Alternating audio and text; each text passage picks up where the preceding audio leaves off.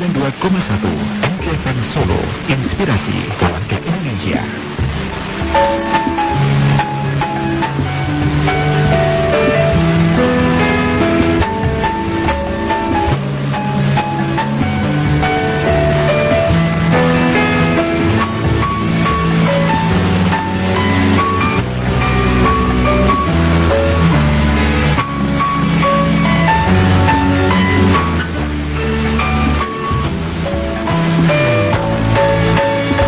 Bismillahirrahmanirrahim. 92,1 MKFM Solo, inspirasi keluarga Indonesia. Assalamualaikum warahmatullahi wabarakatuh. Selamat malam sahabat MK. Apa kabar di hari Ahad ya? Di hari Ahad tanggal 22 Oktober 2023 bertepatan dengan 7 Rabiul Akhir 1445 Hijriah. Saya Heru Cahyo Ibrahim menemani sahabat MK semuanya sampai nanti jam kurang lebihnya 22. Tetapi kurang lebih 1,5 jam ke depan sampai pukul 21 saya menemani sahabat MK di Spiritual Building Training on Radio. Nanti bersama narasumber ada Ustadz Andi Kusuma Brata. Nanti kita akan ngobrol bersama beliau dan tentunya sahabat MK juga bisa bergabung nanti melalui WhatsApp ya di 0811 2958 921 di Instagram MKFM_Solo ataupun juga melalui MKFM Solo, juga bisa melalui streaming untuk menyimak perbincangan kami. Silakan bisa ke www.indonesiastreaming.com/mkfm. Baik, sebelumnya kita menunggu kehadiran dari Ustadz Andi Kusuma Brata di Spiritual Building Training on Radio FM. Inspirasi keluarga.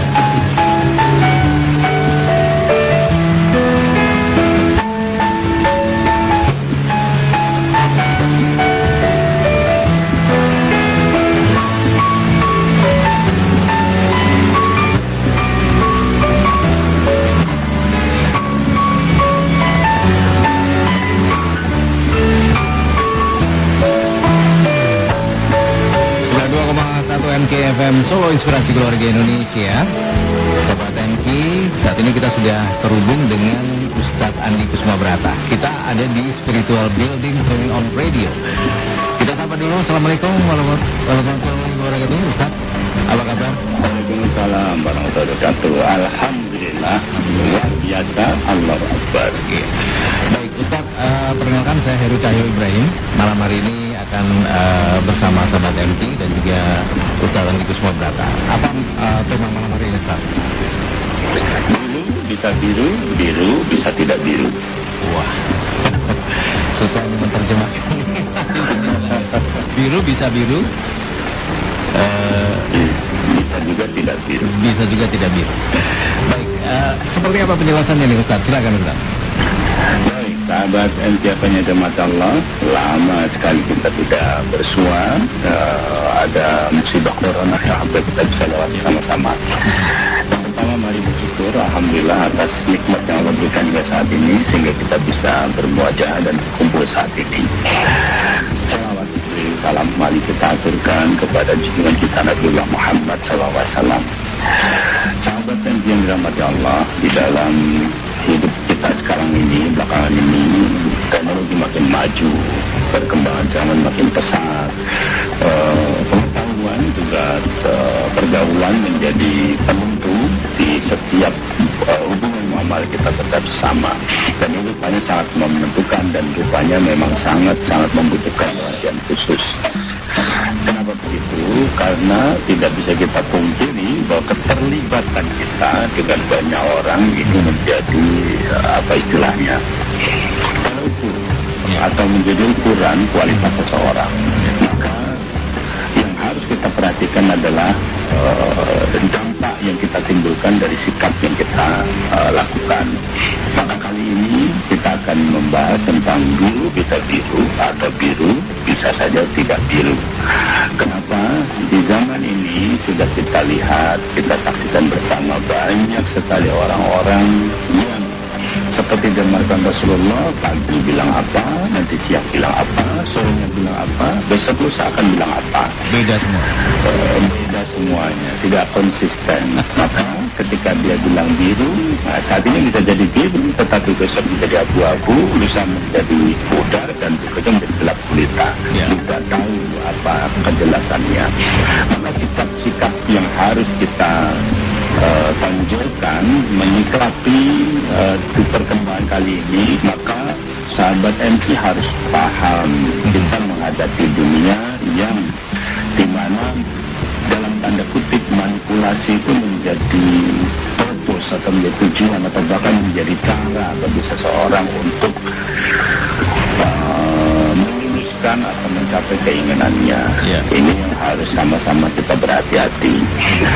Jadi kita masuk di era industrial 5.0, di mana ini menjadi perhatian bagi seluruh sahabat. Ada perbedaan yang sangat menonjol bahkan signifikan, sehingga kita harus sangat berhati-hati. Jika kemarin kita masuk industrial 4.0, ini adalah titik ukurnya adalah IoT, Internet of Things. Jadi setiap kegiatan kita berkenaan dengan internet.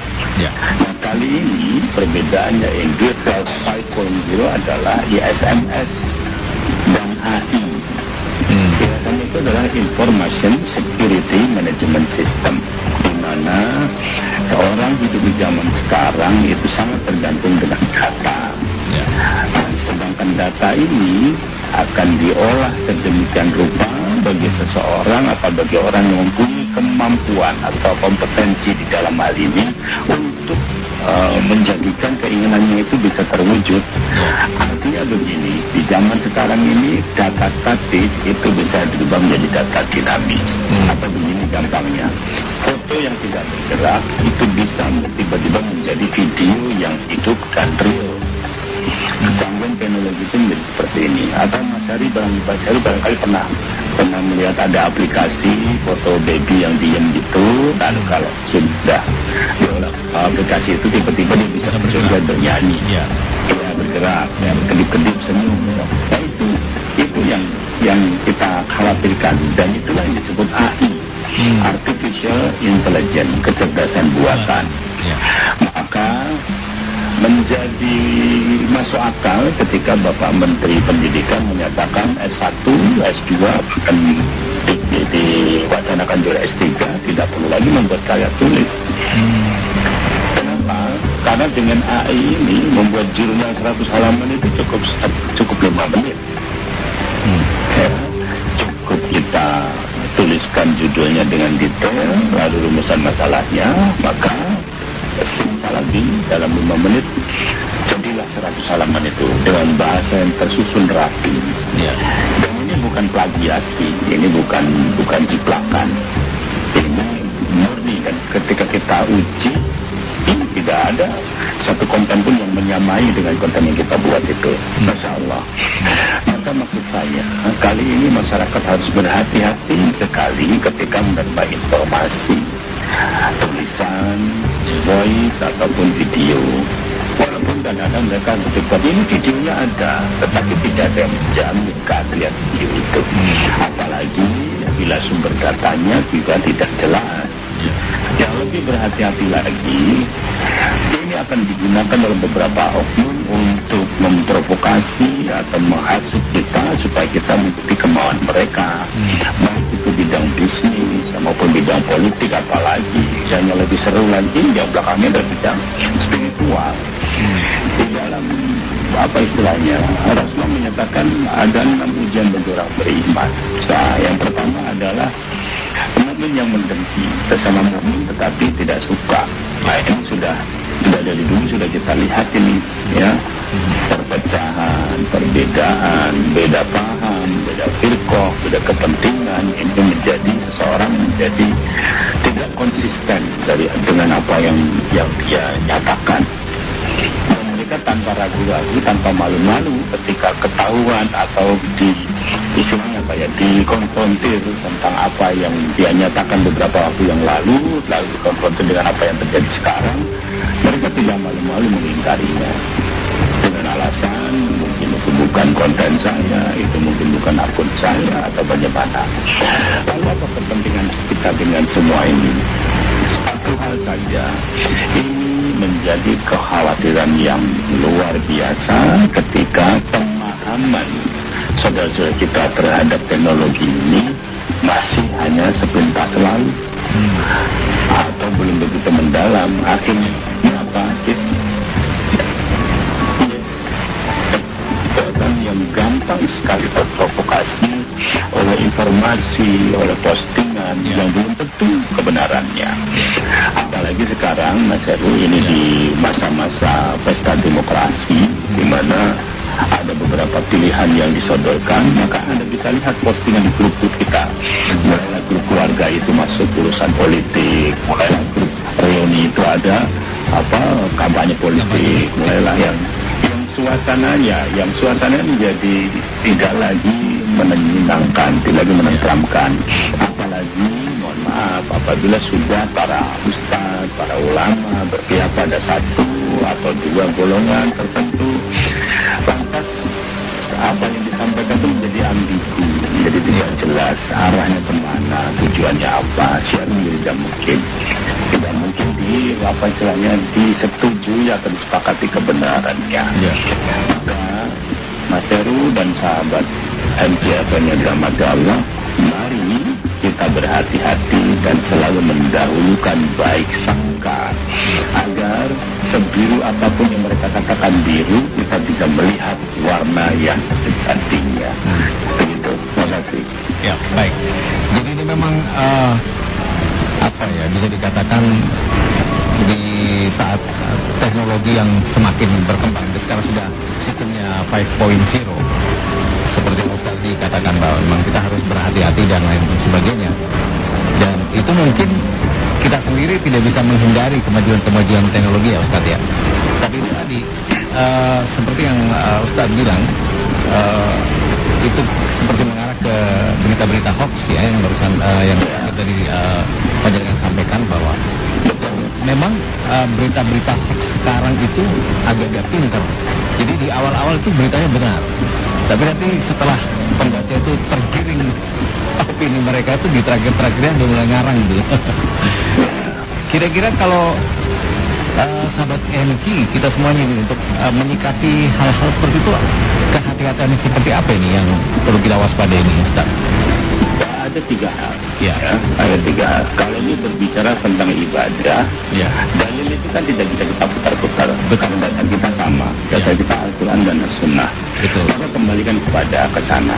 Maka saya selalu ingatkan, kita ini diperintahkan untuk mengamalkan dalil, bukan mendalili amal. Nah, yang Mas Heru sampaikan tadi, ya itulah yang awalnya biru, di belakang-belakang sudah tidak jadi biru lagi. Gitu. Bisa abu-abu. Saya sebenarnya pengen sebut hijau atau merah atau apa, tapi sensitif ya. Tinggal berapa bulan Ustaz ya? Jadi tinggal sebentar lagi. Jadi ini kita beritahukan kepada saudara kita. Jadi yang pertama, kita ini berbicara tentang apa? Karena agama itu kan ada tiga hal. Paling bawah itu muamalah. Kalau muamalah sih fine-fine aja lah. Anda mau seperti apa, mau bergaul dengan siapa, silakan saja. Yang kedua, tahapan berikutnya adalah ibadah. Kalau ibadah itu harus ada tuntunannya. Betul. Tidak bisa tidak ada tuntunannya. Yang paling top itu adalah tauhid. Nah, ini tidak bisa lagi la ilaha illallah. Itu yang harus kita pegang baik-baik. Yang kedua, kita ini berbicara tentang sosiokultur atau bicara tentang budaya atau bicara tentang yang paling hangat kita bicara tentang politik. Kita harus segera paham siapa yang memberikan berita, dari pihak mana dia berita. Itu sudah kita pastikan, pasti tujuannya agar kita menyepakati, setuju, bersimpati, bahkan mendukung pihaknya. Maka berita apapun yang dibuat selalu akan berpihak pada dia. Nah, itu yang harus para sahabat pahami, dan jangan percaya semuanya. Karena banyak hoaxnya, atau sebetulnya hoax itu apa ya, bahasa halusnya fitnah lah ya. Banyak fitnahnya. Ini kita harus hati-hati. Apapun itu. Sebetulnya kan kalau di grup, di pertemanan, di reuni atau apa kan sebenarnya kita sudah ketahuan, orang ini contohnya ke sana, orang ini contohnya ke sana. Nah, maka yang dia posting akan selalu berkisar ke sana. Gitu. Nah, ini sahabat MK harus bisa menyikapi dengan bijak. Andaikan pun Anda mendukung pilihan itu, tidak perlu menambahi. Anda pun tidak setuju dengan itu, tidak perlu juga dikonfrontasi, karena Anda sedang berhadapan dengan berita yang tidak sesungguhnya gitu loh. Anda melihat warna yang bukan warna sebenarnya gitu. Nah ini harus yang kedua ini sahabat MK harus bisa memahami. Oke lah Pak, itu menjadi informasi buat kita, menjadi wacana buat kita, tetapi tidak lantas kita dalam tanda kutip mempercayai bahwa ini hakul yakin benar. Kalau saya boleh katakan Mas Heru, tidak ada yang benar berita yang beda itu, tidak ada yang benar. Apalagi di saat seperti ini ya. Nah, apalagi seperti yang kita sampaikan dulu, yang namanya itu ketika tahun 95 lah rilisnya film Lion King pertama, itu kartun. Tapi 2020 kemarin dirilis dengan sempurna, dengan bentuk 3 dimensi animasi yang precisely mirip seperti aslinya.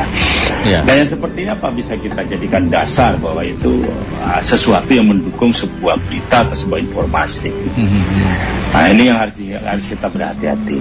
Nah yang ketiga yang tadi saya sampaikan, setelah spiritualnya kita biasanya diubek-ubek, lalu kulturnya kita diubek-ubek. Nah yang ketiga yang paling bahaya, apa itu?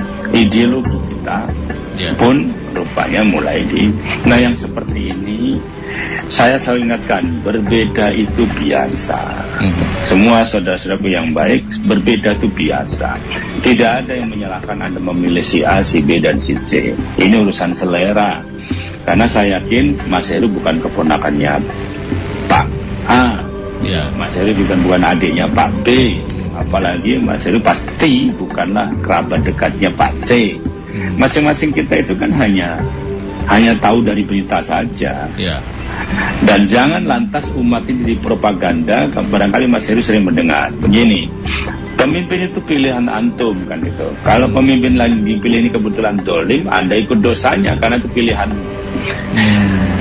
Harap semua saudara MKF harus paham, tidak ada dalil yang mendukung itu.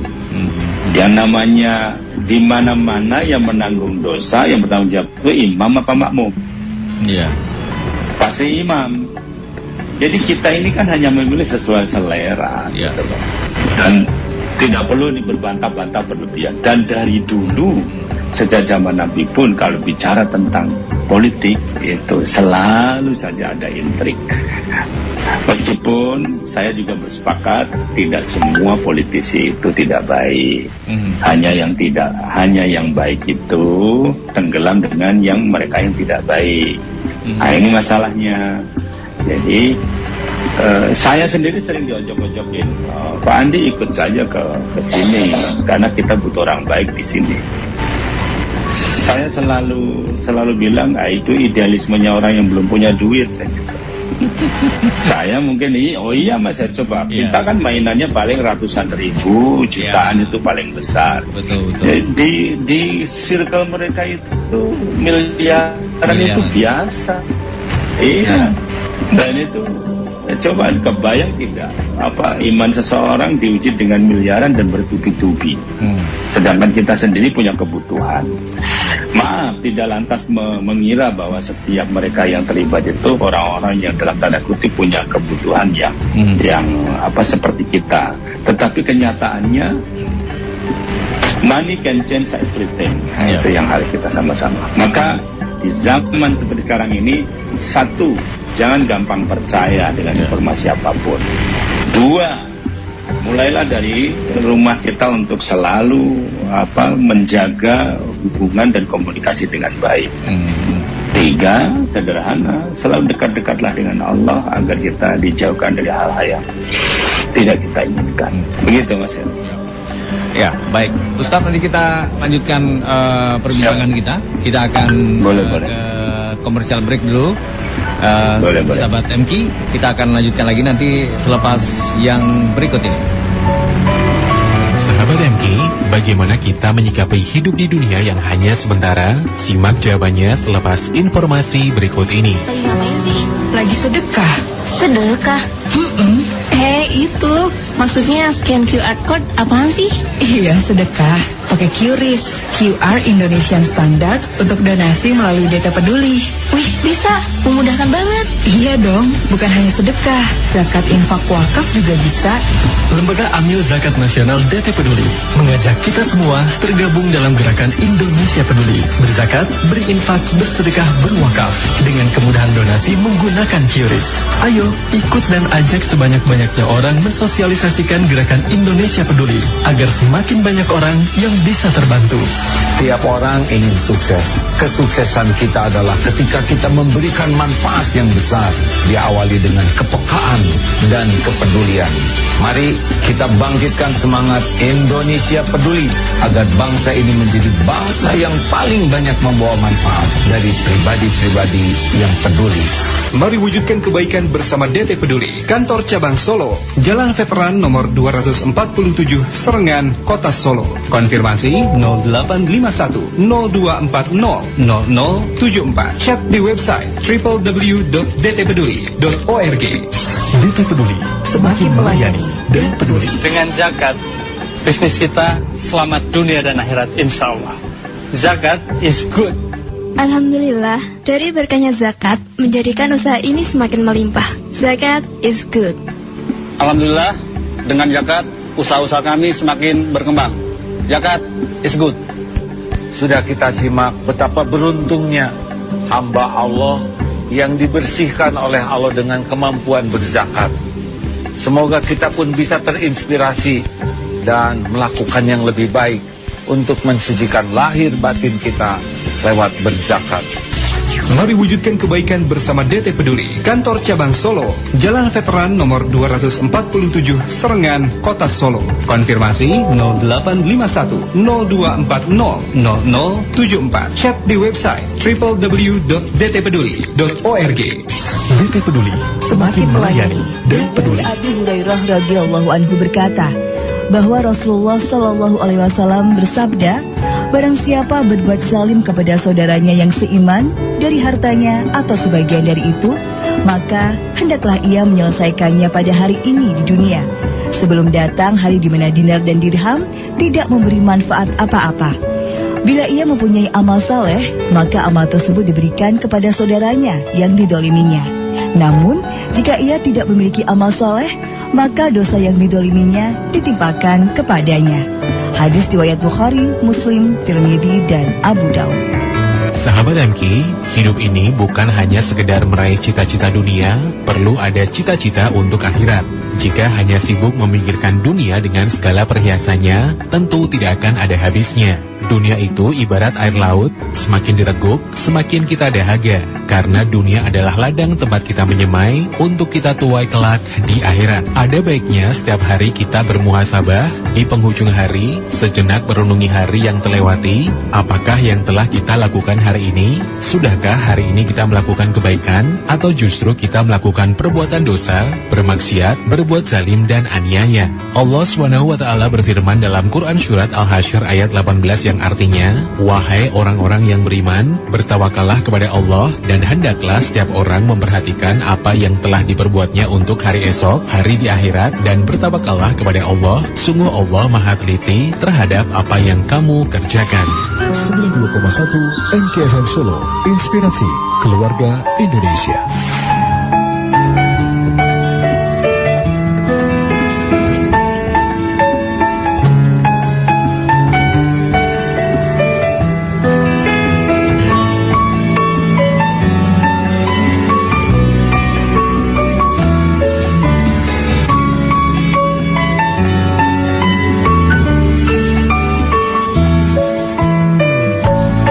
Dua 2,1 MKFM Solo, inspirasi keluarga Indonesia.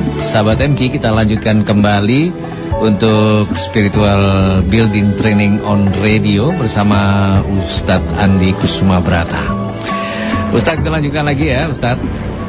Boleh, silakan. Ya, baik. Terkait dengan apa yang sudah disampaikan Ustadz tadi, bahwa memang kemajuan itu nggak bisa kita tolak ya, karena memang seluruh kehidupan di bumi ini sekarang mengalami hal seperti itu, dan memang kita memasuki era-era seperti itu. Termasuk tadi yang disampaikan Ustadz tentang intelijen AI itu tadi ya. Artificial intelligence. Intelijen buatan. Nah, ini kan bentuk kemajuan teknologi yang memang sekarang lagi memang marak terjadi. Nah, apakah kemudian ketika kita harus waspada dan lain sebagainya, apakah kita perlu meninggalkan hal-hal seperti itu atau kita ikuti saja atau bagaimana nih Ustaz? Bisa dijelaskan? Baik, sikap yang paling benar bukan lantas kita antipati atau menjauh. Justru kita harus menguasai bahkan memahami ilmu tentang apa yang disampaikan ini atau zaman yang sudah berkembang ini, teknologi dan juga banyak perkembangan yang kita alami ini mestinya menjadi sesuatu yang memicu kita untuk agar bahasa jeleknya itu kita lebih kepo gitu loh, lebih penasaran terhadap apa yang kita alami sekarang. Jadi yang perlu sama-sama kita perhatikan adalah bagaimana cara kita memahami, lantas kita mampu menanggulangi, bahkan menggunakan kemajuan teknologi ini dengan lebih efektif untuk keperluan-keperluan yang juga lebih bermanfaat. Jadi malah jangan meninggalkan kemajuan teknologi ini. Kita harus terlibat, kita harus ambil peran, dan disitulah kita menunjukkan isyhadu bi anna muslim. Begitu Mas. Ya. Berarti kita perlu mempelajari dalam arti untuk kebaikan ya Ustadz ya. Artinya pasti ya. Paling tidak kita bisa menggunakan, bagaimana kita bisa menggunakan kemajuan teknologi itu untuk hal-hal yang baik. Artinya nggak sampai kita, ya itu tadi, sekarang itu kalau kita sering lihat di grup-grup WhatsApp, kadang-kadang ada informasi-informasi yang tidak benar, tetapi masih banyak saja orang yang, ya saya nggak tahu ya, kadang-kadang ya kalau udah sepuh-sepuh itu biasanya kan terus neruskan gitu tanpa mengecek dulu apakah informasi tersebut benar atau tidak. Nah ini perlu ada pemahaman sebenarnya bagi sahabat MK semuanya bahwa ketika kita mendapatkan informasi-informasi tersebut jangan tergesa-gesa untuk disebarkan begitu ya Ustadz ya. Iya. Jadi tipsnya saring dulu sebelum sharing. Ya. Itu tipsnya ya. Cuma memang ya seperti itu Mas, masyarakat kita atau bukan masyarakat kita, kebanyakan kita itu lebih suka gitu loh mendengarkan berita-berita yang dalam tanda kutip ngeri-ngeri sedap. Kita tuh lebih suka melihat, kita tuh lebih suka menyaksikan perdebatan. Padahal Rasulullah sudah bilang jauhi perdebatan. Bahkan Rasulullah bersabda akan menyediakan surga bagi 3 golongan orang. Salah satunya adalah orang yang meninggalkan perdebatan walaupun dia benar. Yang seperti ini saja rupanya agak sulit untuk dipahami atau agak sulit untuk dilakukan. Padahal sebetulnya cukuplah bagi kita untuk tidak usah ikut rame-rame, ya, tidak usah ikut mengaduk-aduk, tidak usah juga ikut membuat suasana ini menjadi lebih runyam gitu loh. Karena sebetulnya bahasa Jawanya bumboni ya. Iya, tidak usah begitu. Karena apa?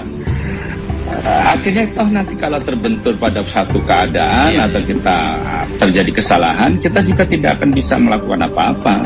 Kita hanya bisa menjawab bagaimana. Saya cuma sharing kok. Gitu. Lalu tanggung jawabnya orang sharing itu apa? Gitu. Tapi memang diawali satu dari pengetahuan yang seperapat tahu. Ini yang bahaya. Sebab kalau orang yang tahu itu tidak akan kayak gitu loh.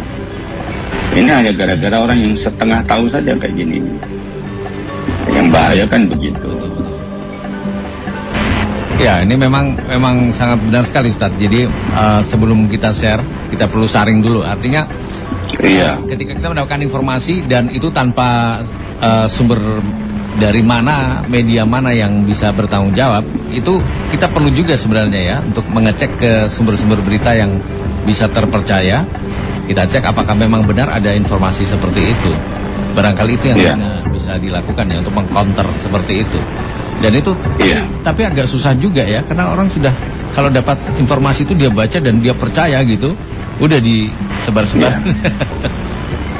Iya, makanya yang namanya belief, yakin, percayaan itu susah, goyah.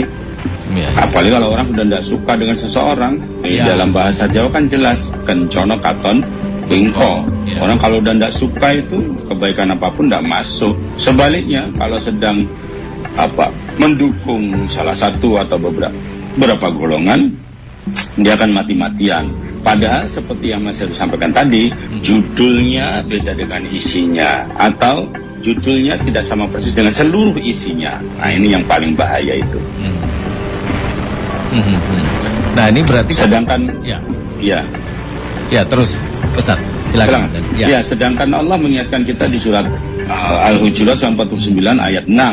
Apabila datang berita dari orang-orang yang fasik atau orang yang tidak bertanggung jawab, maka perintahnya adalah fatabayanu. Kita harus klarifikasi, kita harus tabayun. Masya Allah, ini yang harus kita pahami bersama-sama. Jadi jangan tapi ya itu tadi, kita itu senang apa dianggap meriah, apa dianggap bagaimana, saya kurang paham juga. Suasana yang yang ngalor ngidul itu menjadi konsumsi yang sedap buat kita kan, mungkin. Kebanyakan orang begitu, dan ini rupanya dimanfaatkan, kondisi atau karakteristik seperti ini dimanfaatkan beberapa pihak yang mempunyai akses atau punya kepentingan untuk mewujudkan keinginannya. Nah, kita saja tidak sadar. Maka sahabat MQ yang dirahmati Allah, sekali lagi jangan mudah percaya dengan berita apapun, meskipun disuguhi dengan dukungan video, apalagi tulisan. Ini misalnya, ini berita resmi dari juru kunci makam Rasulullah. Emang ada juru kunci di sana? Gitu saja percaya gitu loh. Nah, yang kayak begini-begini, ini yang maksudnya ini model lawas, ini yang tipuan kayak gini. Yang model-model baru banyak lah. Dan lebih canggih. Hati-hati. Lebih canggih ini. Lebih canggih, lebih smooth, dan seolah-olah menyelamatkan kita, padahal menjerumuskan kita. Betul. Naudzubillah, semua naudzubillah. Nah, ini saya tertarik dengan klarifikasi itu tadi Ustadz ya. Kadang-kadang kan kita juga dapat setiap orang itu pasti pernah lah merasakan fitnahan dan lain sebagainya. Ini berarti perlu juga kita klarifikasi ya. Artinya memang itu bukan hal berita-berita yang tidak benar gitu. Perlu kita mengklarifikasi hal seperti itu, Ustaz. Sebetulnya begini. Kalau ini bicara tentang pribadi kita, rasanya tidak perlu lah. Kenapa? Karena bagi orang yang sayang sama kita, kayak gitu tuh tidak perlu. Tapi bagi orang yang tidak suka sama kita, apapun yang kita berikan, mereka tidak akan pernah percaya. Ini konsep. Tapi kali berkaitan dengan kepentingan orang banyak, berkaitan dengan bukan karena gengsi pribadi. Kita ingin menunjukkan fakta yang sebenarnya dengan dukungan data yang yang bisa kita pertanggungjawabkan. Karena begini, banyak sekali orang-orang yang telah melakukan kesalahan atau melakukan ketidakberhadapan ketika mereka berkomunikasi, ketika mereka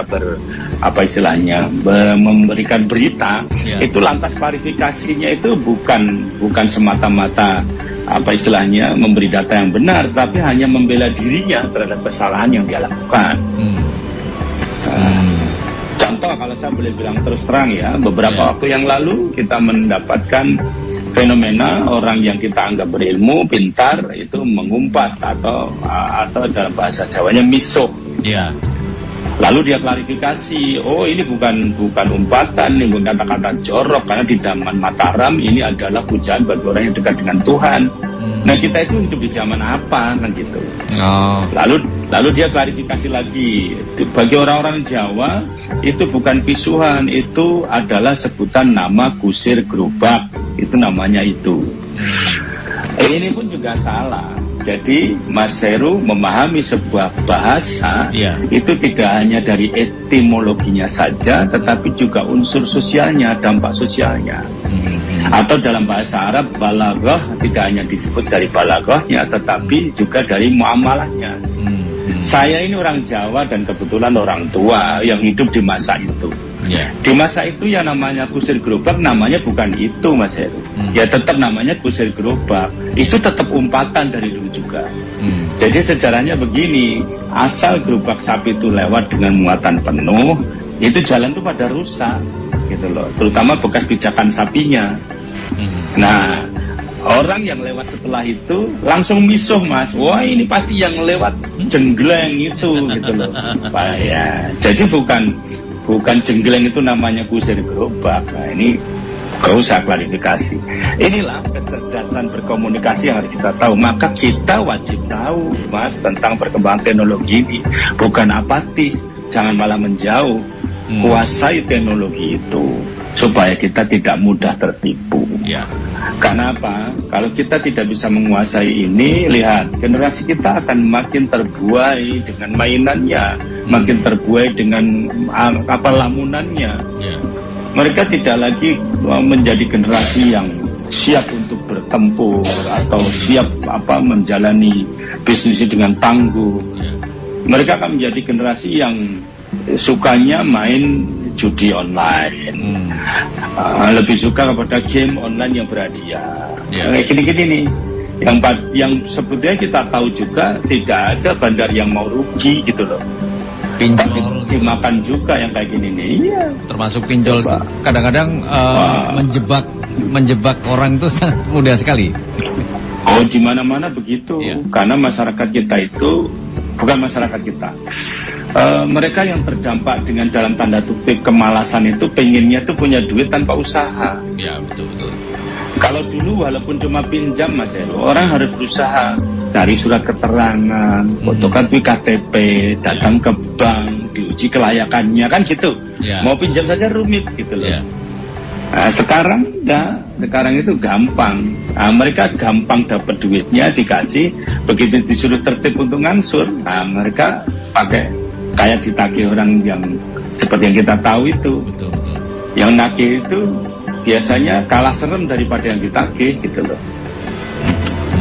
Nah, pinjol tidak menerapkan itu karena satu tidak bertatap muka, yang kedua mereka mengikat dengan sistem. Nah, ini yang paling keren. Maka saya selalu bilang kepada semua, terutama generasi muda, pengen kaya itu bekerja. Tidak ada orang kaya tanpa bekerja. Gitu, Mas. Baik, Ustadz, ini ada pertanyaan dari Mas Indra di Sukarjo. Assalamualaikum warahmatullahi wabarakatuh, Ustadz Andi. Waalaikumsalam warahmatullahi wabarakatuh. Ada dua pertanyaan, Ustadz. Pertanyaan pertama ini berkaitan dengan isu politik akhir-akhir ini. Nah, ini bagaimana menyikapi jika ada postingan di grup WhatsApp, bahkan di grup WhatsApp pengajian ada yang membanggakan salah satu paslon dan menjelek-jelekan paslon yang lain dengan dalih bahwa hal tersebut merupakan gibah yang diperbolehkan dalam agama. Ini untuk kemaslahatan umat. Kemudian yang kedua, ini agak sedikit di luar tema nih Ustadz. Terkadang takdir dari Allah itu tidak sesuai dengan apa yang kita harapkan. Yang ingin saya tanyakan adalah, apakah prepare for the worst atau mempersiapkan diri untuk menghadapi kemungkinan terburuk sebelum takdir itu terjadi bisa dikategorikan sebagai sikap suudzon kepada Allah nih Ustadz. Silakan Ustadz. Saya Mas Indra dari Sukarjo yang dirahmati Allah. Pertanyaan yang luar biasa. Ternyata Mbak. Oh, Mbak. Oh iya. Namanya orang sekarang namanya kayak orang kayak di India itu pria itu bukan laki-laki, pria itu perempuan. Oh iya. Iya. Baik. Pertanyaannya bagus dan ini praktis terjadi di dalam keseharian kita. Maka yang harus kita sampaikan itu sederhana saja. Ketika di dalam grup itu mulai ada postingan-postingan politik, sebaiknya kita tidak usah bereaksi. Karena mereka akan mempunyai cadangan balasan yang lebih tidak bermutu lagi, maksudnya. dari apa yang kita, misalnya kita akan mengklarifikasi, oh berita itu tidak benar, bla bla bla bla bla, dia akan apa istilahnya menambahi dengan berita baru. Jadi di dunia ini ada dua orang yang tidak bisa dikasih tahu, Mas Heru. Yang pertama orang yang lagi jatuh cinta, yang kedua pendukung capres. Ini sudah menjadi kamus, jadi jangan pernah ngobrol dengan orang seperti ini. Jadi sikapnya simpel saja, abaikan saja, baca saja kalau mau, kalau tidak ya tidak usah di-download. Yang pertama. Yang kedua, harus diyakini tidak ada takdir Allah yang jelek. Kita harus diyakini dulu. Jadi husnudzon billah itu jadi nomor satu.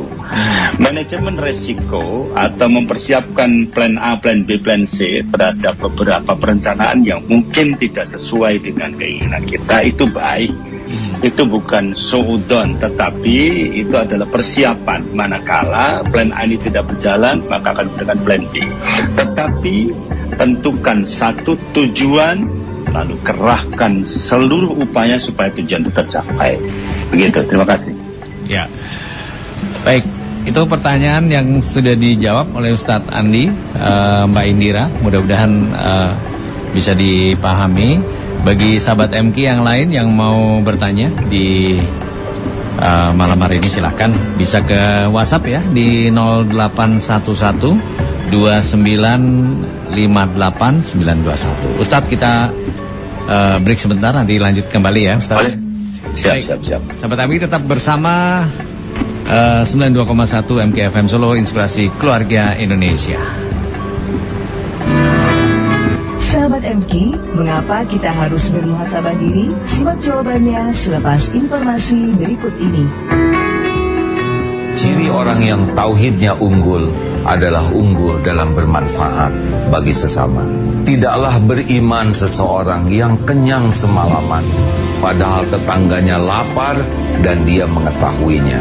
Hadis riwayat Imam Tobroni. Artinya, keyakinan kita kepada Allah, kokohnya tauhid seseorang, salah satu buktinya adalah peduli kepada saudara kita lain.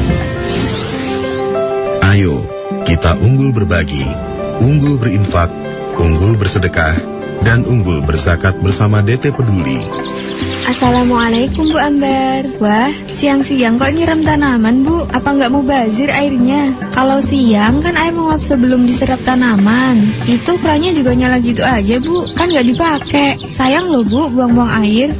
Waalaikumsalam Bu Nur. Iya nih Bu, baru sempet nyiramin sekarang. Biarin lah Bu, toh saya juga yang nantinya bayar tagihannya. Mau pakai air banyak atau sedikit terserah saya dong Bu. Ya nggak gitu juga Bu, di luar sana kan masih banyak daerah yang kekurangan air. Masa kita malah buang-buang air? Bijak menggunakan air. Rasulullah Shallallahu Alaihi Wasallam mencontohkan bagaimana beliau berhemat menggunakan air, sebagaimana hadis yang diriwayatkan oleh Anas. Sesungguhnya Rasulullah ketika berwudu dengan satu mud, kira-kira 1/3 liter hingga 2 liter, atau mandi dengan 1 sa' sampai 5 mud. Hadis Bukhari nomor 201 dan hadis Muslim nomor 325. Dengan mencontoh perilaku Rasulullah Shallallahu Alaihi Wasallam mengenai berhemat air, Anda dapat menyiram tanaman di pagi atau sore hari karena lebih diserap tanaman. Menggunakan shower pada saat mandi akan menghemat 3 kali lipat dibandingkan dengan menggunakan gayung. Mematikan keran ketika mencuci tangan dan bijak menggunakan air saat mencuci pakaian. Iklan layanan masyarakat ini dipersembahkan oleh 92,1 MKFM Solo, Inspirasi Keluarga Indonesia. Dari Anas radhiyallahu anhu berkata, Nabi SAW bersabda, ada 3 perkara yang barang siapa memilikinya, ia akan merasakan kelezatan iman. Mencintai Allah dan Rasul-Nya melebihi cintanya kepada yang lain, mencintai sesama manusia semata-mata karena Allah, dan enggan kembali kafir setelah ia diselamatkan Allah daripadanya, sebagaimana ia enggan dimasukkan ke dalam neraka.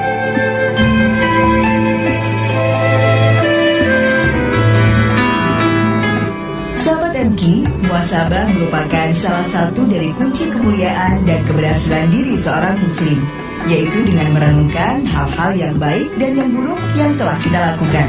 termasuk memperhatikan niat dan tujuan suatu perbuatannya. Dengan melakukan muhasabah diri, manusia akan membuka hati dan menyadari segala dosanya. Setelah itu, manusia yang taat akan bertaubat dan tak mengulangi kesalahannya. Sebab taubat adalah bentuk penyesalan seorang muslim. Sebagaimana dalam hadis Rasulullah SAW bersabda, menyesal adalah taubat. Hadis riwayat Ibnu Majah. Umar bin Khattab pun pernah mengatakan, hisaplah diri kalian sebelum kalian dihisap. Itu akan memudahkan hisap kalian kelak. Timbanglah amal kalian sebelum ditimbang kelak. Ingatlah keadaan yang genting pada hari kiamat. 92,1 MKFM Solo, inspirasi keluarga Indonesia.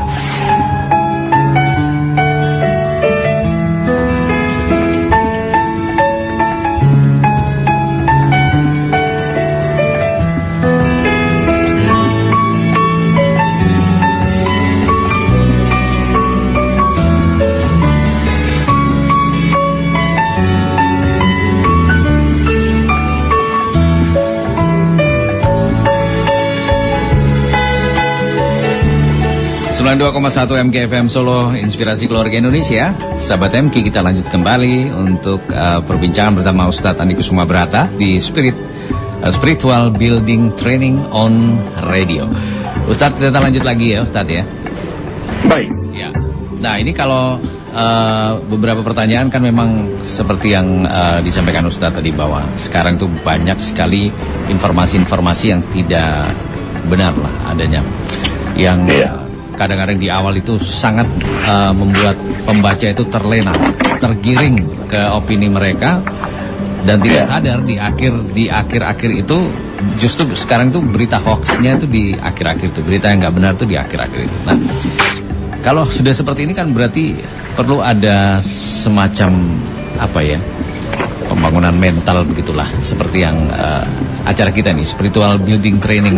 Nah, ini perlu ada istilahnya, bagaimana kita bisa mempertebal spiritual kita ini, Ustaz. Bagaimana Ustaz? Yang jadi masalah ini, pembangunan kesadaran ini harus muncul dari diri kita sendiri. Kita tidak bisa bergantung dari pihak lain atau instansi lain atau bahkan kekuatan lain.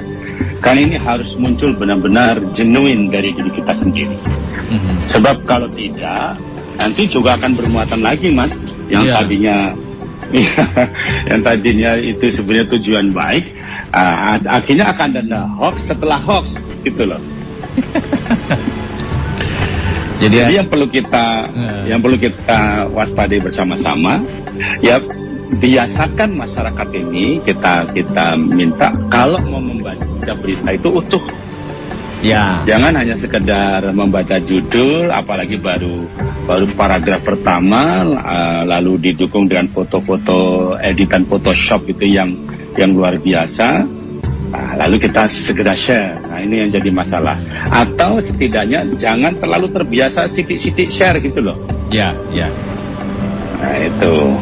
Apalagi kalau yang sering wirawiri di WhatsApp group itu kadang-kadang banyak nggak benarnya. Oh iya, WhatsApp itu kan sudah diakui dunia itu media yang paling bocor. Ya, betul. Artinya tidak ada screening gitu loh. Kalau di Facebook kan ada screening, di YouTube ada screening, kalau di WhatsApp ada screening. Maka ini, jadi kesadaran ini harus kita munculkan memang dari keluarga kita, Mas. Itu berawal dari diri kita. Ya, dari kita biasakan, dari ini kan paling kecil, dari keluarga kita. Jadi kita biasakan keluarga kita untuk membaca berita ini utuh, ya. Tidak bisa setengah-setengah. Apalagi kalau berkaitan dalam tanda kutip dengan capres. Sudahlah, kalau dapat berita yang kayak gitu itu sudah pastilah kita tahu tujuannya. Kita kadang-kadang orang itu pada masih terbawa gitu loh. Betul. Ya, sebenarnya kan kalau masalah seperti itu kan kita punya pengalaman ya, Pak Ustadz ya. Iya. Pengalaman yang ini kan bukan sekali dua kali kita alami. Dan itu hampir memecah belah kita. Dulu itu sampai kita kayak nggak punya nama gitu. Nama kita hanya terbatas di angka.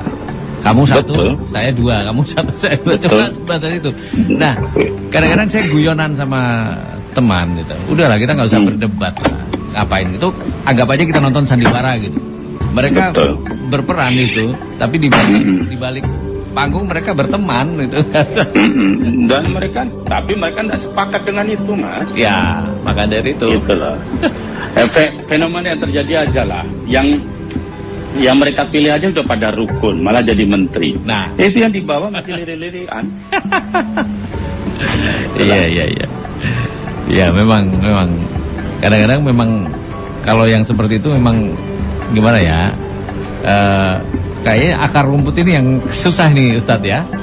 Ya, jadi memang harus tadi kita sampaikan pada pemahaman atau kita dewasakan mereka tentang bagaimana bermedsos dengan baik. Ya, itu penting. Itu yang jadi masalah kan itu. Ya, jadi paling tidak kita awali dari orang-orang terdekat kita ya, Ustadz ya. Ya, dari rumah kita. Dari rumah kita berikan pengertian pada anak-anak kita, saudara-saudara, adik-adik, kakak, orang tua kita bahwa kita perlu waspada lah beri informasi-informasi tersebut. Kalau perlu membaca informasi yang memang portal-portal berita yang bisa dipertanggungjawabkan gitu. Kalau yang di WhatsApp tadi Ustadz bilang itu memang filternya sangat-sangat kurang. Ini perlu kita waspadai juga. Iya, itu banyak. Aduh, luar biasa WhatsApp itu. Iya, berarti ini kan artinya ketika kita ke tema yang tadi cukup menarik, jadi biru bisa biru, biru bisa tidak biru. Dalam arti kadang pagi bilang tempe, sore bilang kedelai, besok itu biasa. Kacang hijau dan lain sebagainya. Nah itu hal-hal yang biasa yang kita mulai dewasa begitu berarti ya, Ustadz ya. Iya. Dan bisa menerjemahkan itu. Nah ini yang kadang-kadang terutama ya nyun sewu kalau mungkin orang-orang terpelajar itu masih bisa memahami lah, bisa menerjemahkan dengan baik. Walaupun kadang-kadang orang terpelajar pun tidak bisa menerjemahkan sebuah informasi dengan baik gitu kan. Apalagi kalau mereka punya tendensi tertentu. Nah ini kan juga agak susah kadang-kadang orang, apalagi kalau orang-orang tua itu menerjemahkan juga beda. Nah ini ya. Iya pasti. Ya, perbedaan latar belakang, baik itu edukasi maupun kultur terutama, ini membuat orang memang susah dalam tanda kutip untuk memahami tentang apa yang sebenarnya itu. Karena kalau tidak bisa dipahami dengan baik, ini akan menjadi masalah besar. Karena apa? Yaitu tadi kita itu bertengkar, berseteru dengan saudara sendiri, dengan urusan yang kita, dalam tanda kutip sebenarnya kita tidak ada kepentingannya sama sekali. Ya, bisa dikatakan bukan urusan kita sebetulnya. Iya, karena maaf bukan berarti lantas saya skeptis dengan kesadaran berpolitik ya. Tetapi maksud saya jadilah jadilah makmum yang santun, dalam makmum yang tawadu, sehingga kita tidak mengorbankan kerukunan atau persaudaraan yang ini jauh lebih sulit membangkitkannya daripada memunculkan perpecahan. Itu bisa. Orang sudah rukun itu sudah bagus, sudah bagus. Kadang-kadang kita itu karya yang kayak gini ini. Iya. Kadang kita juga kok malah jadi kayak gini ya. Iya. Maksudnya benar-benar jadi saling benci loh, Mas. Iya, makanya itu kan ini perlu kesadaran juga bagi masyarakat paling tidak ya. Artinya itu tadi yang Ustadz sampaikan bahwa semua orang itu pasti akan beda pilihan. Iya kan Ustadz ya? Beda pilihan, tetapi bagaimana kita bisa menghargai lah perbedaan pilihan mereka itu tanpa menjelek-jelekan dan lain sebagainya. Toh itu kan hanya cuma pilihan ya. 5 tahun sekali. Makanya kita punya media radio ini. Kita siarkan ke semuanya, kalau perlu kita usulkan ke pusat. Satu kalimat slogan saja. Beda itu biasa. Itu aja selesai. Iya. Dan supaya kita tidak. Memang kita itu dilahirkan berbeda kok ya. Oh iya, kata Allah dibikin untuk Suban Qobailan itu lita'arofu gitu, untuk saling kenal, saling mendukung. Ya, baik. Nah ini memang perlu banyak kampanye tentang perbedaan itu biasa itu ya, Ustadz ya, melalui siaran-siaran radio dan juga biar ataupun media apapun lah, media sosial, media apapun. Betul. Biar orang juga semakin memahami bahwa perbedaan itu tidak harus membuat kita jadi terpecahkan begitu. Ya setidaknya dalam lingkup yang paling terbatas yang kita lakukan ya dari media radio ini yang paling kecil. Kalau saya ya dimanapun misalnya diundang untuk berbagi kepada jamaah, selalu saya ingatkan beda itu biasa. Jangan sampai kita tergiring pada satu keinginan untuk saling memusuhi, saling memfitnah, saling menjelekkan. Sudah jelek kok dijelek-jelekkan. Saya suka bercanda begitu. Jadi orang yang menjelekkan orang itu sudah pasti jelek, kenapa diikuti kan gitu. Apalagi yang dijelek-jelekan itu orangnya memang jelek ya, Ustadz ya. Nah itulah, jadi sudah tidak perlu provokasi untuk dijelek-jelekan gitu. Aduh, udah dari sononya seperti itu. Maksudnya hari gini gitu loh, zaman sudah begitu, teknologi sudah sebegitu canggihnya untuk apa istilahnya, untuk membuktikan atau mengklarifikasi atau apa istilahnya, mengkonfrontasi berita yang kita terima. Gitu loh. Ya, uniknya kalau masyarakat kita itu Ustadz ya, fanatismenya itu kadang-kadang fanatisme yang sempit gitu ya. Semua lini, entah itu di politik, entah itu di olahraga, sampai kadang-kadang kalau kita melihat di olahraga pun saking fanatiknya, misalnya di sepak bola itu dengan klub-klub tertentu, kadang-kadang ya bentrokan itu yang terjadi lah gitu ya. Iya, kalah nggak terima, ngamuk, mudahnya kayak gitu memang. Atau kita percaya pada figur tertentu, akhirnya ketika figur itu melakukan kesalahan, kita lantas merasa semuanya salah, gitu. Emang budaya figur itu di tempat kita masih seperti masih itu. Kuat ya, masih sangat kuat. Dan ini memang warisan dari budaya monarki atau kerajaan waktu itu memang paling tidak akan menyisakan hal yang seperti ini. Tetapi itu bukan salah, asal gitu loh. Asal dilandasi dengan pengetahuan yang cukup tentang fanatisme itu sendiri gitu loh. Jadi supaya tidak keliru loh. Iya, betul. Jadi memang sisa-sisa feodal itu kali ya, Ustadz ya. Sisa-sisa feodal zaman dulu yang membuat kita. Kalau saya lebih gini, menyimpulkan begini. Karena kita memang masyarakat yang tidak mau mengambil resiko, tidak terbiasa untuk menghadapi kesalahan, sehingga kita memang dalam tanda kutip cari aman, gitu loh. Pokoknya nganggo dekengan pusat, nah itu nyamleng itu sudah, gitu. Lagi musim orang begitu sekarang. Aman pokoknya ya. Iya. Jadi sebenarnya fanatismenya tidak kepada loyalitas sebetulnya, tetapi kepada keterlibatan. Hati-hati. Ya. Kalau ada perbedaan ya. Ya, kalau dulu orang fanatik karena loyal.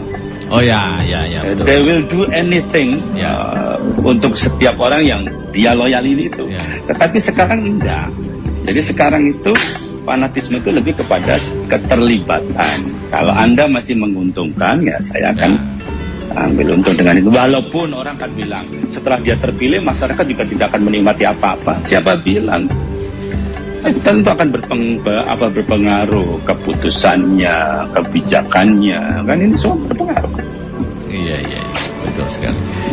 Ya, udah mulai udah mulai agak berbeda fanatisnya zaman sekarang. Beda. Ya karena itu tadi seperti yang Anda sampaikan, perbedaan perbedaan kepentingan. Ya, ada kepentingan lah ya. Ada kepentingannya sekarang tuh ya urusan perut gitu. Ya. Selama masih bisa makan saya dukung nih. Ya, itulah. Jadi mereka sebetulnya kalau boleh jujur, mereka yang mendukung satu dengan yang itu berharap bahwa setelah pilihannya itu bisa terwujud atau bisa berhasil, mereka berharap ada keuntungan dengan memilih mereka. Yang paling tidak hayalannya atau kalau saya sebenarnya lebih kasar menyatakan jualan yang mereka sampaikan itu sangat diharapkan itu terbukti, padahal ya ora bablas itu. Iya. Baik, Ustadz, ini ada pertanyaan sebenarnya, tapi agak-agak ngelenceng sedikit, nggak apa-apa ya Ustadz? Nggak apa-apa, boleh. Memang yang melenceng itu yang asik. Iya. Ini dari Amalia ini. Amalia yang mana, Bu dosen itu? Oh bukan, nggak tahu ini. Oh bukan. Nggak tahu ini. Assalamualaikum Ustadz. Waalaikumsalam. Ya, ini saya mau tanya nih, kalau bicara soal kehilangan atau kematian, seringkali kita dianggap ujian paling berat ya, terutama buat orang-orang yang ditinggalkan. Tiap kangen pasti langsung keingat, dan luka kehilangan itu terasa sangat sesak di dada dan terasa sempit di dada. Nah ini kira-kira bagaimana ya biar kita bisa sabar, ikhlas untuk menerima takdir? Gimana Ustaz? Ada dua. Ya. Ada dua hal. Ya. Yang pertama, tidak ada husnudzon. Jadi dia merasa bahwa Allah itu jahat, takdir Allah itu tidak baik. Ya. Padahal ada satu kisah yang diceritakan Rasulullah tentang seorang raja yang alim itu dicabut nyawanya oleh Allah. Lalu malaikat bertanya, ya Allah, kenapa raja yang alim dicabut nyawanya, sedangkan banyak perbuatan baik dilakukan? Lalu seperti biasa Allah akan menjawab, ini alamu malam ta'lamun. Aku lebih tahu dari apa yang kamu tidak tahu. Iya. Satu lagi, itu jawaban Allah yang membuat saya selalu bergetar. Apa coba? Aku sudah rindu bertemu dengan dia. Coba bayangkan. Berarti kalau ada sosok seorang manusia yang dirindukan oleh Allah, itu berarti dicintai oleh Allah, tidak? Ya. Dan kalau dicintai Allah, tempatnya baik tidak? Baik. Lalu bagaimana seseorang yang katanya mencintai seseorang, membutuhkan seseorang, tahu bahwa dia di tempat yang lebih baik, lalu kita menyatakan itu tidak baik? Ya. Maka kemungkinan yang kedua, ini adalah ego yang tidak terdidik. Paham maksud saya? Iya, betul. Kenapa? Karena ternyata dia tidak mencintai orang, karena merasa kehilangan padahal tidak pernah memiliki, karena merasa ditinggalkan padahal dia sendiri tidak pernah mengikuti. Iya. Dan sejatinya kata ditinggal itu agak salah, karena perjalanan ruh ini hanya melalui beberapa fase-fase. Mereka tetap ada, yang kita cintai itu tetap ada, hanya di tempat yang berbeda, bukan berarti tidak ada. Nah, lalu pertanyaannya, sebetulnya yang dicintai itu diri kita sendiri karena merasa sakit, kehilangan dan berjauhan, atau memang benar-benar kita mencintai yang bersangkutan ketika memang Allah menyudahi seluruh penderitaannya dan hukumannya di dunia ini. Maaf, pemahaman ini memang tidak gampang, tidak mudah. Saya pasti akan bisa didebat. Oh lah, Pak Ustadz tidak ngalami kok. Ya. Lah kalau setiap nasihat harus dikonter dengan seperti itu, ya tidak perlu nasihat. Karena saya termasuk orang yang beberapa kali diuji dengan kehilangan, dan saya merasa saya tidak kayak gitu. Tapi itu kan memilihkan yang paling tepat. Wong tidak sedikit kok ketika waktu masa itu kita sering bertengkar dengan yang bersangkutan, Tiba-tiba begitu nggak ada pasang kan, tetapi kecintaan itu akan menjadi terobati, rindu itu akan tersembuhkan. Anda mulai bersujud, berzikir, lalu bacakan doa. Ini akan menjadi sesuatu yang jauh lebih baik. Dan yakinlah, karena Allah berjanji, kita pasti akan dipertemukan dengan orang-orang yang kita cintai di surga nanti. Maka kali ini fokuslah membuat amalan, melakukan ibadah-ibadah jariah, agar kita dipantaskan oleh yang maha pantas itu dengan sepantas-pantasnya berdampingan orang yang kita anggap pantas.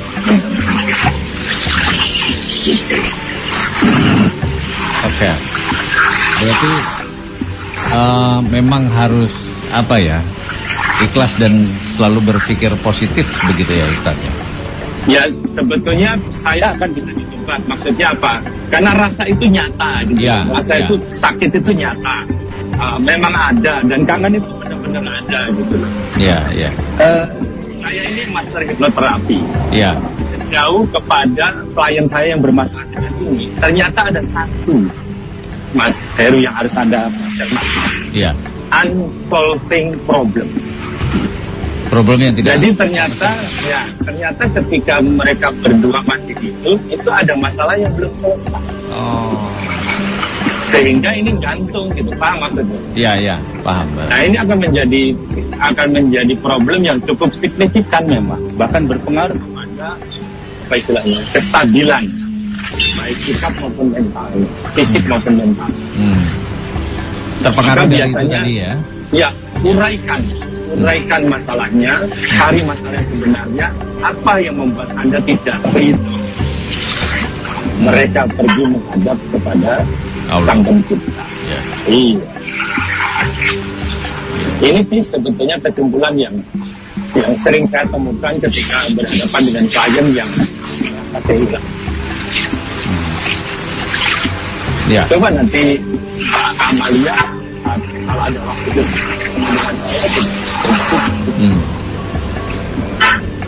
karena selalu begitu yang saya tahu, ada unsolving problem. Nah kalau ini memang harus diselesaikan. Selama ini belum selesai, Mas, dampaknya akan sangat panjang. Akan bisa sampai kepada sakit fisik yang serius. Baik. Jadi resepnya sederhana, Mbak Amalia. Seperti yang disampaikan Mas Heru tadi, bersikaplah ikhlas. Ikhlasnya artinya bukan lantas tidak takdir sama dia, tetapi menyadari bahwa dia sudah tinggal yang berbeda, bahkan yakin tempatnya sekarang jauh lebih baik. Yang kedua, jika ada memang masalah yang belum selesai dengan cukuplah melakukan amal dan doa di atas namakan yang bersangkutan. Itu akan jauh lebih meringankan ketimbang kita harus istilahnya merasa kita hilang. Karena ya nggak mungkin lah kita akan bisa tidak ingat sama sekali sama yang bersangkutan, karena yang bersangkutan kan bagian dari diri kita. Itu yang jadi. Begitu ya. Baik, ini sudah dijawab Amalia dari Ustadz Andi bahwa yaitu tadi yang pertama kita harus bisa ikhlas untuk menerimanya. Baik, terima kasih buat Amalia yang sudah bergabung di malam hari ini. Berarti kalau dulu di era 90-an ada lagu yang judulnya Takdir Memang Kejam tuh nggak boleh ya Ustadz ya? Ya ini dari versi yang bersangkutan kan? Iya. Kalau dari versi Allah jelas tidak lah. Karena betul. Sekali lagi Allah lebih kuasa ya. Iya. Betul. Sama seperti gini, maaf sekali, jangan tersinggung pada semua saudara. Kalau kita ada saudara yang sakit keras, sudah lama sakitnya, tak kunjung sembuh juga. Tapi kita itu ada tiga masih tidak ikhlas gitu loh. Padahal kita melihat penderitaannya, kita melihat, betul. Kita lihat gitu. Tapi kita belum ikhlas melepas supaya dia terbebas dari sakitnya itu. Itu kadang-kadang juga tidak masuk akal nih. Iya. Padahal kita tahu setiap harinya sangat menderita sekali karena sakitnya. Sangat menderita, iya. Bahkan sampai keluhannya itu sampai tidak masuk akal gitu, teriakannya sampai memilukan gitu. Atau bahkan sampai tidak bisa bicara apa-apa, tidak bisa bergerak apapun gitu. Nah kalau begini apa bisa dikatakan mencintai? Iya, ya. Benar juga ya. Ya, makanya apa istilahnya? Keadaan konsius atau keadaan sadar kita itu harus selalu kita pegang baik-baik. Disitulah perlunya iman. Ya. Gitu. Ya, jadi memang kekuatan iman ini kaitannya juga dengan spiritual building itu tadi ya. Artinya ketika memperkenalkan keimanan kita tetap berkaitan dengan spiritual building itu. Betul, dan bagus ini ditanyakan oleh Mbak Maria karena saya yakin beliau memang sedang mencari keteguhan, mencari istilahnya ketenangan. Karena ini memang kalau dialami sangat mengganggu ini Mas, setiap hari rindu pada sesuatu yang tidak mungkin ditemui pada saat itu. Tapi sebenarnya itu sama juga dengan kerinduan kita sama Kanjeng Nabi. Kita kan tahu tentang Kanjeng Nabi, tapi ketemunya masih nanti kan. Iya. Nah, itu masalah. Dan hanya bedanya kita memang sama sekali belum pernah ketemu. Yang jadi masalah ini kita sudah pernah ketemu, kita mempunyai banyak kenangan, banyak cerita. Tiba-tiba itu tadi, tiba-tiba tidak ada, padahal ada sesuatu. Saya yakin ada sesuatu yang belum selesai. Iya, betul. Dan itu memang kalau lihat apa yang dialami oleh Mbak Amalia ini banyak terjadi ya Ustadz ya? Banyak sekali. Ya, tidak cuma satu dua. Saya melihat bukan cuma Mbak Amalia. Dan sekali lagi, sikap itu bukan ada ekspresi kan. Ekspresi itu kan tidak ada justifikasinya. Ekspresi itu silakan saja. Yes. Tapi ini kan merusak. Paling tidak merusak kita sendiri. Paling tidak satu, semangatnya akan hilang. Dua, akan buang-buang waktu. Karena waktu dipakai merenung dan melakukan itu lebih panjang. Lalu berandai-andai. Ini yang Ya. Nah, ini apakah kalau sekali lagi terima kasih untuk Amalia dan Ustadz, kalau yang seperti dialami oleh Mbak Amalia ini, apakah nanti kalau memang itu terjadi terus-terusan seperti itu tanpa kemudian kita memiliki keikhlasan untuk menerima apa yang sudah terjadi, itu akan tidak bagus bagi diri kita sendiri, Ustadz, secara mental? Ya pasti secara mental akan merusak, akan berpengaruh. Ada dua kemungkinan. Pahami agama dengan baik, supaya kita bisa betul-betul bukan cuma ikhlas, tapi betul-betul memahami bahwa kita hanya menjalani kehendak Tuhan. Yang kedua, datanglah kepada orang-orang ahli untuk mengatasi hal ini. Psikolog misalnya, psikiater mungkin, atau kepada orang-orang seperti saya ini masih berterapi. Betul. Nah, cuma susahnya gini, kadang-kadang kalau kita ke psikiater atau ke psikolog, kadang-kadang kita sudah, wah jangan-jangan saya dianggap gila ini. Padahal kan tidak. Nah ini loh, mindset itu seperti juga, ini. Itu juga stigma yang sudah terlanjur.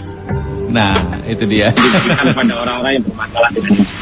Kan gila itu ada 12 kelas ya. Iya. Kalau belum sampai ke kelas 25 yang belum gila. Iya, betul. Kan ada orang yang gila uang, ada yang gila kecantikan, ada yang gila itu sudah gila sebetulnya. Dan mereka disebut waras. Jadi ya memang banyak cara ya untuk mengatasi seperti itu, Ustadz ya. Selain nanti kita selalu kuat ibadahnya, spiritual yang kuat, itu juga banyak cara. Sebenarnya caranya satu. Caranya satu.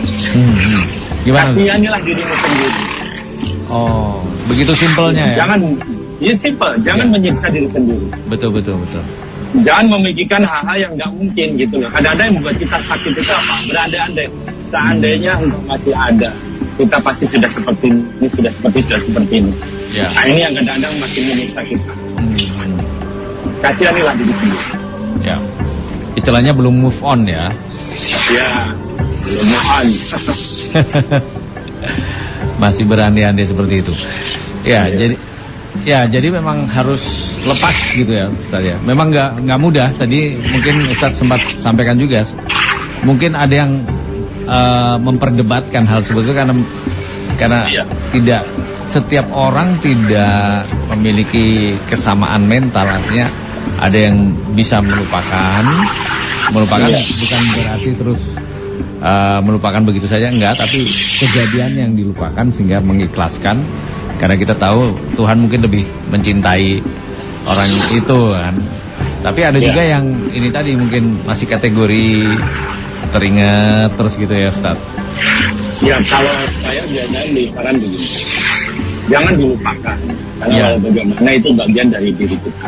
Betul. Tetapi berilah hadiah untuk dia. Apa itu? Buatlah dia bahagia. Apa itu? Lanjutkan hidup ini. Bikinlah karya yang baik. Carilah amal-amal yang baik. Buat dia yang di sana itu tersenyum melihat kita. Karena kita tetap bersemangat gitu loh. Betul. Kalau memang cinta, berilah dia hadiah yang baik. Gitu. Iya. Baik. Ustadz nggak terasa nih waktu kita udah. Masya Allah. Wah, nggak terasa ya Ustadz ya. Wah, sangat menarik sekali apa yang disampaikan. Nah, ini kira-kira untuk closing statement apa sih yang bisa kita simpulkan di malam hari ini Ustadz? Silakan. Baik, sahabat MC yang dirahmati Allah, biru bisa menjadi biru atau bahkan menjadi sama sekali bukan biru apabila kita tidak punya pengetahuan yang cukup tentang biru itu sendiri dan kita mempercayai orang yang memberikan informasi tentang warna biru yang baik. Maka langkahnya satu, tetaplah berada di jalan Tuhan, tetaplah dekat dengan Allah, tetaplah beragama dengan dia. Yang kedua, punyailah kemauan untuk belajar, untuk memahami terutama kondisi dan situasi pada saat ini. Yang ketiga, berhatilah besar, karena memang tidak semua yang kita inginkan itu terjadi. Karena yang terbaik kadang-kadang itu tidak seperti yang kita rancang. Begitu. Terima kasih. Ya. Baik, Ustadz, terima kasih sekali sudah bisa ngobrol-ngobrol di MKFM. Insya Allah dengan senang. Ya, insya Allah nanti minggu depan kita bisa ketemu lagi Ustadz ya. Minggu depan sambung lagi. Insya Allah. Baik, terima kasih Ustadz. Selamat malam Ustadz. Selamat malam. Assalamualaikum warahmatullahi wabarakatuh. Waalaikumsalam warahmatullahi wabarakatuh. Ya, sahabat MK, sampai di sini kebersamaan kita di Spiritual Building Training on Radio bersama Ustadz Andi Kusuma Brata. Terima kasih untuk sahabat MK yang sudah bergabung malam hari ini, sudah bertanya-tanya melalui WhatsApp di 081 2958 921. Sekali lagi terima kasih. Ketemu lagi di lain kesempatan. Subhanakallahumma wa bihamdika asyhadu alla ilaha illa anta astaghfiruka wa atubu ilaik. Walhamdulillahirabbil alamin. Wassalamualaikum warahmatullahi wabarakatuh.